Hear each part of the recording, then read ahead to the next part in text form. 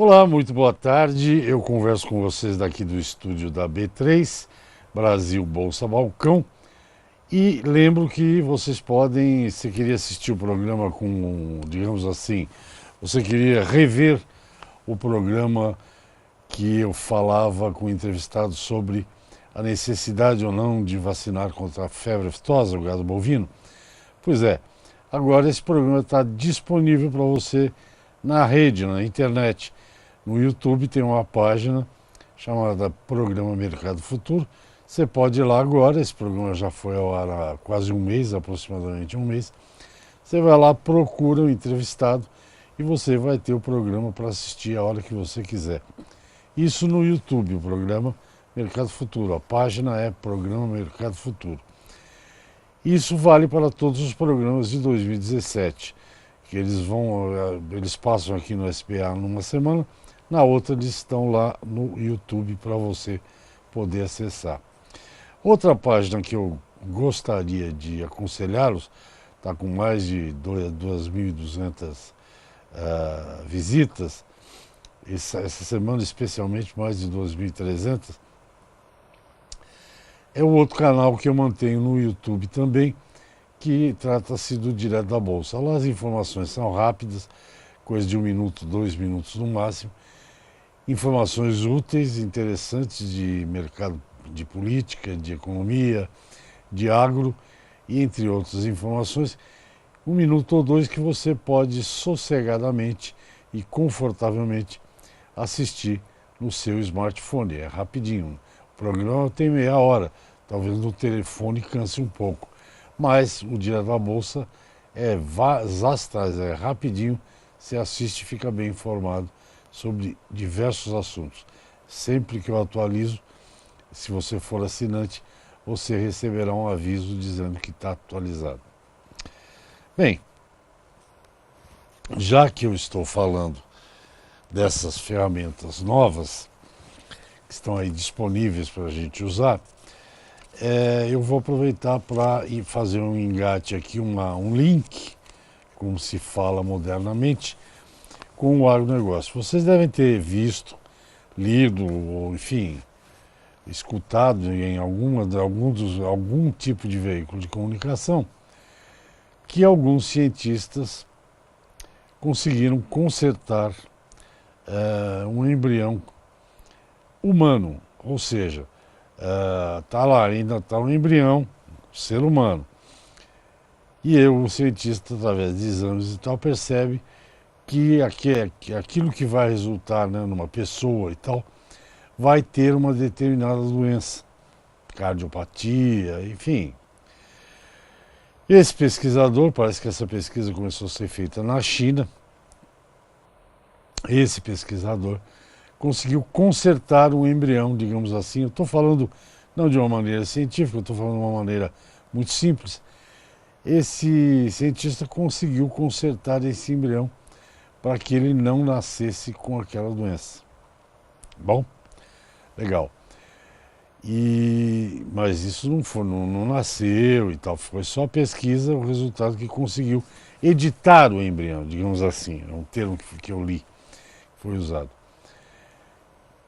Então, isso, evidentemente, que tem um problema todo de ética aí, porque ninguém pode ser contra você ter um conhecimento da ciência para você, por exemplo, a mulher engravida e examinam lá o embrião, veem que o embrião tem uma certa doença e corrigem, né? Quer dizer, apagam essa doença através dessas técnicas todas que são ultramodernas e que se usam por aí. Isso é uma coisa, ninguém vai ser contra evitar que uma pessoa nasça doente, não é verdade? Acho que vocês concordam comigo. Bem, mas tem um problema de ética, porque não chegamos ainda lá, mas pode ser que se chegue. A outra coisa que pode chegar a partir do momento que se pode editar um embrião é a tentação humana de melhorar, né, este embrião. Quando se conhecer como é que pode fazer para ser mais inteligente, mais bonito, ter o olho assim, o assado e tal. Aí já entra um problema de ética seríssimo e gravíssimo. Evitar que uma pessoa nasça doente é uma coisa nobre, justa e todo mundo, acho eu, concorda. Agora, melhorar uma pessoa ali na fase embrionária, aí já é uma questão muito mais complicada e que vai exigir um debate sério e nós não chegamos lá, mas eu acho que estamos perto. E o que tem a ver isso que eu estou falando com vocês e a sua atividade na lavoura ou na pecuária, ou enfim, no que seja? Porque uma das... já se sabe que para um dos setores que esse método de mexer no embrião, né, na fase embrionária, onde mais poderá, das atividades onde poderá ser usado essa técnica é justamente no agronegócio, ou na agropecuária mundial,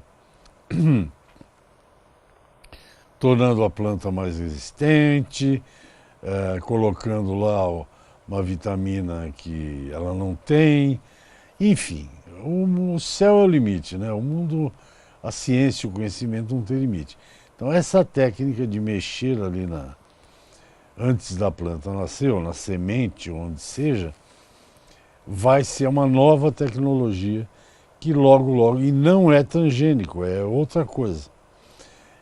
Logo vai estar afetando a vida no campo, a sua vida, e não só a sua vida, a vida de todo mundo que lida com essa coisa, né, que desde quem produz até quem come, né, para todo mundo haverá uma certa alteração. Isso é ultramoderno, é coisas do programa Mercado Futuro, já chama Mercado Futuro o programa, então tem que falar das coisas que estão chegando aí. Essa tecnologia de mexer no embrião ou editar o embrião já está conhecida, já é conhecida dos cientistas, isso já se estuda há muito tempo, não é de hoje, e ela será muito utilizada no agronegócio. Sei lá, o que ainda é teoria, mas um milho que resista à seca, um café que dê no clima frio, enfim, um arroz que tenha outro tipo de proteína e por aí vai.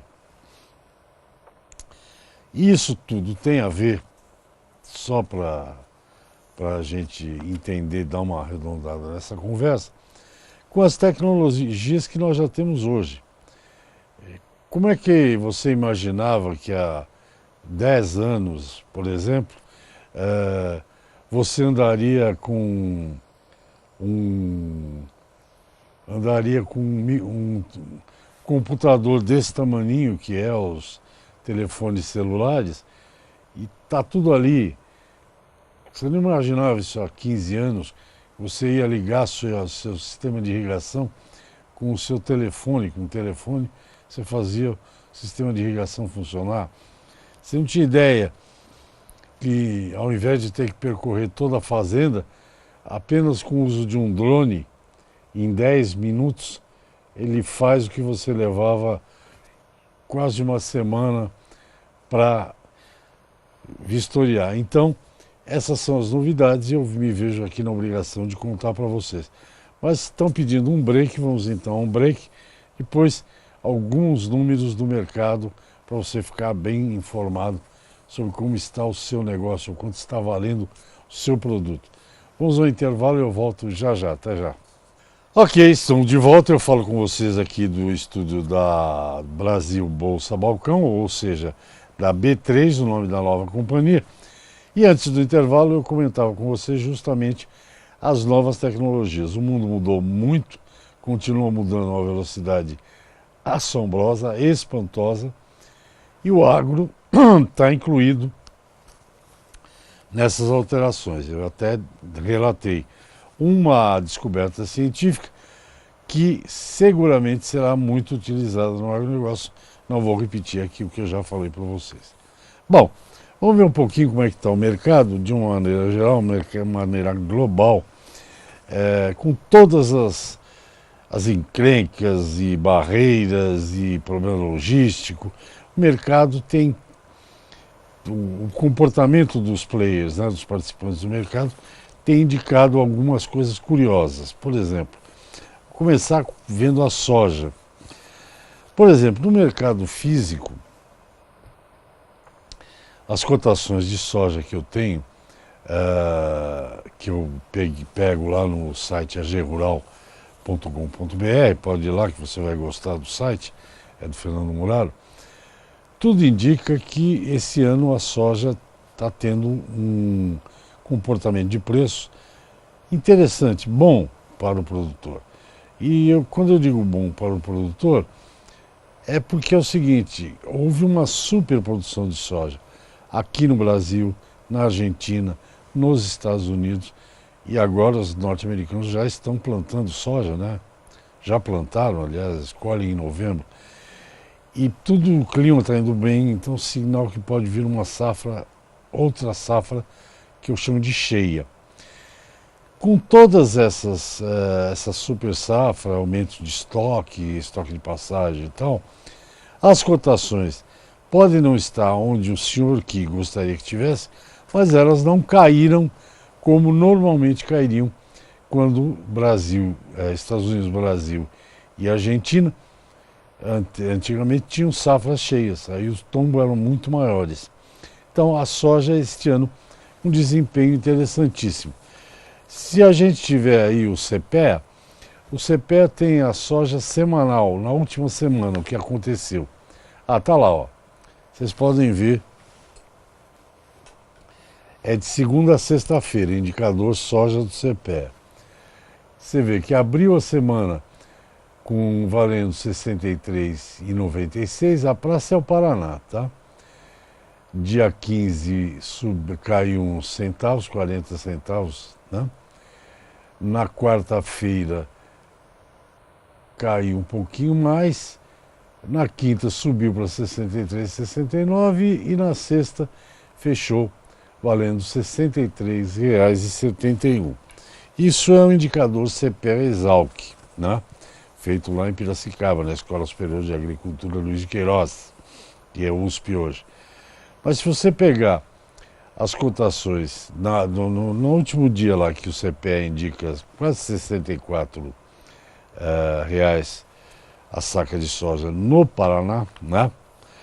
Por exemplo, eu tenho aqui que no mesmo dia, no porto de Paranaguá, ou seja, ali para ser embarcada, sem frete, sem nada, já ali no porto, a soja em Paranaguá, no porto do estado do Paraná, era cotada até R$ 70 em lote.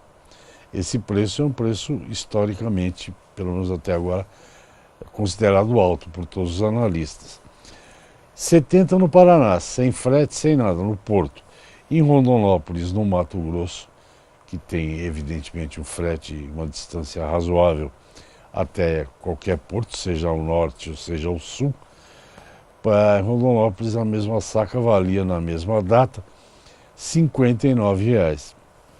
Em Rio Verde, Goiás, tudo igual, a mesma saca, soja e tal, cotada R$ 58. Então, na minha avaliação, a soja, se levando em conta a grande safra dos três principais produtores, a soja continua obtendo preços remuneradores, é a minha opinião. Lembrando que a China continua um grande comprador de soja, mas não apenas a China. O grande cliente brasileiro, além dos chineses, os outros grandes clientes brasileiros para a soja, farelo e óleo, são os países da União Europeia. Eles criam muito frango, muito suíno, então eles compram esses produtos uma grande quantidade desse produto comprado pelos europeus sai daqui dos portos brasileiros. Paranaguá, Santos e os do Arco Norte também, entre outros portos. Então, essa é a minha análise da soja. Os norte-americanos agora em novembro vão colher a sua nova safra. Até o momento não há indicador de que ela será ruim ou de que ela terá problemas. Então nós vamos ter uma outra safra grande de soja. E análises preliminares que eu tenho lido aqui do pessoal brasileiro, sejam eles meteorologistas, ou enfim, analistas de gráfico, né, grafistas, como se chama por aí, é muito provável que aqui no Cone Sul, Brasil e Argentina, a safra 17 e 18, ou seja, a próxima, o Brasil começa a plantar no mês que vem, e a Argentina também, que a safra 17 e 18 aqui também seja uma safra grande, uma safra cheia. Então vamos ver o que vai acontecer, né? O outro dado que está ajudando a manter essas cotações da soja, sem dúvida nenhuma, é a venda mais lenta feita por parte dos produtores aqui da área sul, né, da América do Sul. Eles têm conseguido preços razoáveis, estão melhor capitalizados e vendem a safra com parcimônia, lentamente, aguardando uma reação dos preços. Talvez seja isso também que está mantendo os preços assim. Ok? Bem, da soja vamos para o seu colega, né, nobre colega, o milho. Né, que o milho o milho dá o nome para a região produtora de grãos norte-americana. Quem dá o nome para aquela região é o milho. Corn Belt. Belt é cinto, cinturão, chama cinturão do milho. O milho também. O milho está tendo uma polêmica que eu tenho que destacar aqui, certamente. Tem gente preocupada ou desconfiada do indicador CPEA, porque o milho lá está com uma cotação maior do que os valores de algumas praças que eu peguei para mostrar para vocês. Vamos ver o milho aí na semana, como é que ele se comportou. Está vendo ali, você está vendo, eu também, de segunda a sexta-feira. Segundo o CPEA, reais por saca de 60 quilos. Eu acho que é São Paulo, ali não diz onde é. 14 de agosto, 26,48, na terça-feira, 27, subindo, na quarta, 27,48, subindo, na quinta, 27,64, também subindo, e teria fechado a semana, segundo o indicador CPEA, a R$ 27,96. O milho é outro produto que teve um ano excepcional, teve uma safra grande no Brasil. O Brasil definitivamente transformou-se num grande participante do mercado internacional de milho. É hoje o segundo fornecedor de milho para o mercado externo. E as cotações também, elas refletem um pouco essa nova posição que o milho adotou. Sempre lembrando a você que o Brasil é um grande consumidor de milho. Estrategicamente, vocês viram o que aconteceu ano passado, com milho quase a R$ 40, sei lá, a saca 35, R$ 40, porque nós somos um grande consumidor de milho. Nós, paralelamente, quem consome milho são os franguinhos, suínos, bovinos também. E faltou cereal no Brasil, o Brasil teve que importar, se virar para ter milho, e o milho foi às estrelas. Bem, nós já vimos o milho aí no CPEA. Eu vou no intervalo e agora, quando eu voltar no último bloco, eu tenho os preços do milho aqui do AG Rural, do site AG Rural. Até já. Ok, estamos de volta, eu e você. O programa Mercado Futuro é realizado aqui do estúdio da B3, Brasil Bolsa Balcão. Antes do intervalo, dei o break aqui quando foi solicitado, falando do milho. O milho também já teve uma alta surpreendente, teve um impacto com a nova safra, mas o milho também voltou a patamares que eu acho que são relevantes. Em Campinas, aqui na Praça Formadora de Preços, no estado de São Paulo, o último número que eu tenho é a saca de milho cotada a R$ 26, é CIF, né? Em Paranaguá, no porto, ali na beira do porto, a mesma saca em lote é cotada a R$ 26,50. E Tangará da Serra, no Mato Grosso, no centro-oeste, maior produtor de milho e soja, hoje acho que é, a saca vale R$ 15. A diferença aí de R$ 9, 15, R$ 10, né? De lá para o Porto de Santos, para o Porto de Paranaguá, explica-se pelo frete do cereal. De qualquer modo, o Brasil esse ano deve ter uma outra boa safra de milho, até porque agora os exportadores brasileiros têm um compromisso internacional. O Brasil é exportador de 35, talvez até mais, 40 milhões de sacas, 40 milhões de toneladas de milho para o exterior. Bem, do milho vamos falar ao café. Eu recebi um e-mail do João Araújo, que é o presidente da Associação Comercial da Bahia, a mais antiga associação comercial do Brasil. Ela é de 1500, 1600 mais ou menos.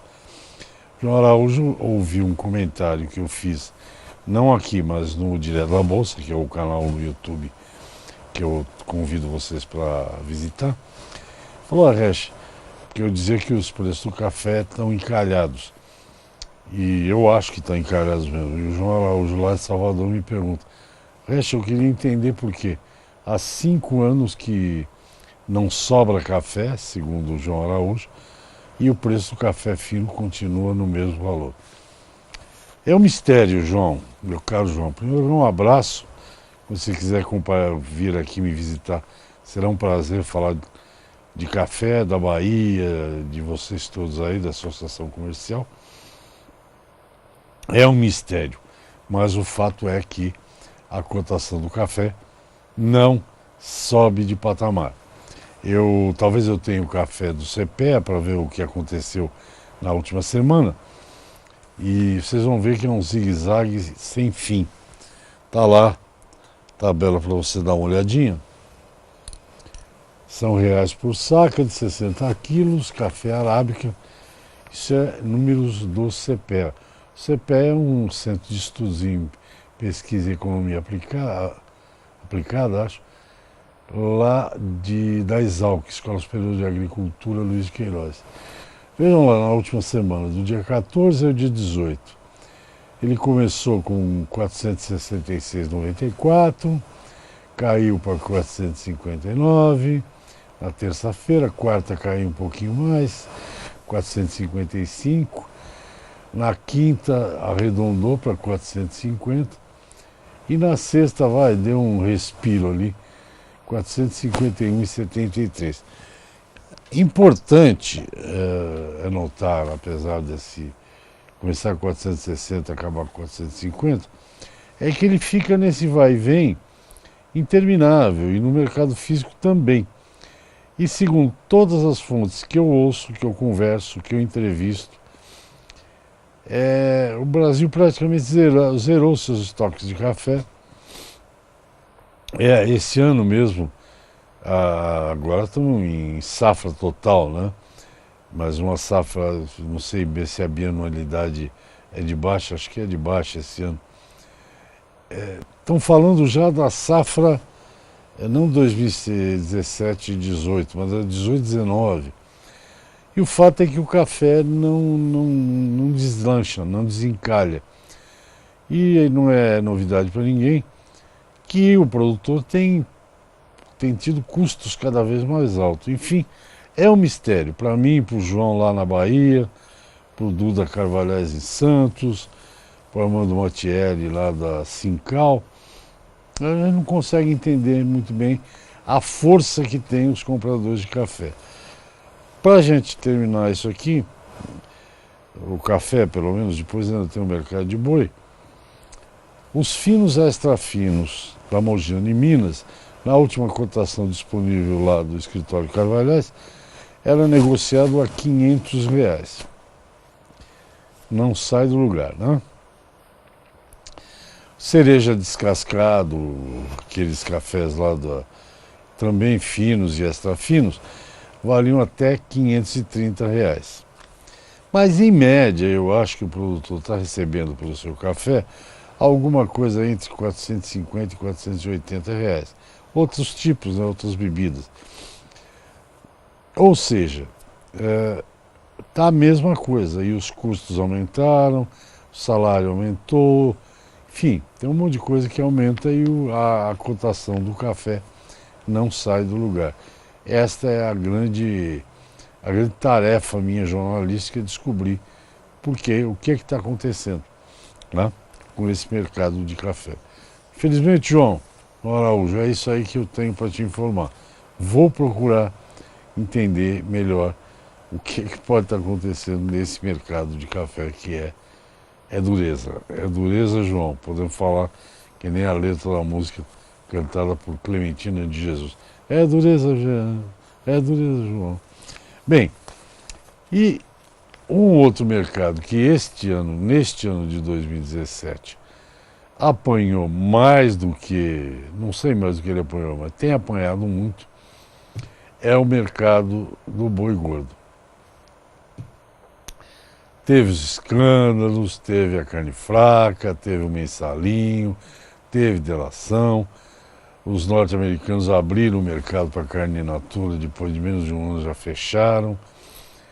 A luta está aí brava e com essa história toda, como diria o Pedro de Camargo Neto, o atual vice-presidente da Sociedade Rural Brasileira, quando teve a Operação Carne Fraca, ele foi o primeiro a dizer: ô Resch, sabe quem vai pagar isso? Eu falei: não, Pedro, nós, os pecuaristas. E é isso que aconteceu. Vamos ver na última semana, tem o CPE aí, a gente vê o boi gordo, como é que as cotações se comportaram, né, se moveram na última semana.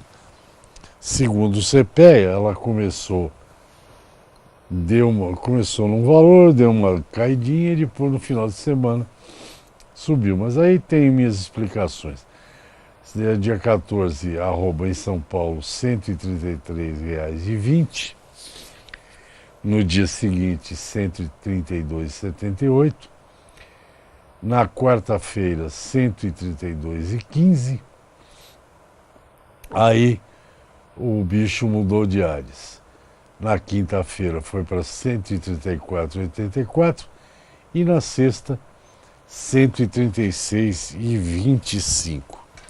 Como nós temos 1 minuto de programa, não dá para eu explicar muito, mas o fato é que essa delação, a delação do dono do JBS, ela deu uma puxada de tapete enorme no boi. Vejam vocês, a arroba do boi que eu falava aqui há um ano, mais do que isso, há quase 2 anos, R$ 145, R$ 150 a arroba em São Paulo. Vejam, agora nós vamos entrar na entre-safra, onde a arroba do boi teoricamente sobe. Vejam bem, as últimas cotações que eu tenho, Araçatuba, R$ 138 aqui em São Paulo, arroba. Goiânia, 129, Campo Grande, 127. Bem, dito isto, muito obrigado pela atenção, pela audiência. Já sabe que o programa pode assistir pelo YouTube, o que você perder aqui pela TV. Até amanhã, todo dia tem programa Mercado Futuro. Até o próximo, tchau.